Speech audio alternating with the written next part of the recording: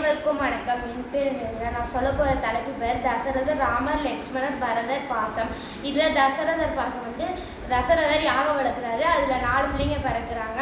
அதில் ராமர் மேலே ரொம்ப பிரியமாக இருந்தார். அப்போ விஸ்வாமித்திரர் வேள்வி பண்ணுறதுக்காண்டி கூப்பிட்றாரு. அதில் தசரதர் மயங்கிறாரு. அதுக்கப்புறம் போயிடுறாரு. இது தசரதர் பாசம். அடுத்து ராமர் பாசம்.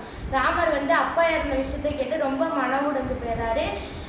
ரொம்ப மனம் உடைஞ்சு போனோன்னே நான் தான் காட்டிலேருந்து வந்துடுவேன்ல, அதுக்குள்ளே இறந்துட்டீங்களே அப்படின்னு ரொம்ப வருத்தப்படுறாரு. இது ராமர் பாசம். அடுத்து லக்ஷ்மணர் பாசம். உங்களை யார் காட்டுக்கு போக சொன்னது? நான் உங்களுக்கு முடி சூட்டுறேன் வாங்க அப்படின்னு சொல்கிறாரு. இது லக்ஷ்மணர் பாசம். அடுத்து பரதர் பாசம். பரதர் சொல்கிறாரு. பரதர் அவரோட பாதியை தலையில் வச்சுட்டு அயோத்தி வரைக்கும் போய் பாதிகையை வச்சு 14 ஆண்டுகள் ஆட்சி புரிவார். நன்றி. ஸ்ரீராம் ஜெயராம். ஜெய ஜெயராம்.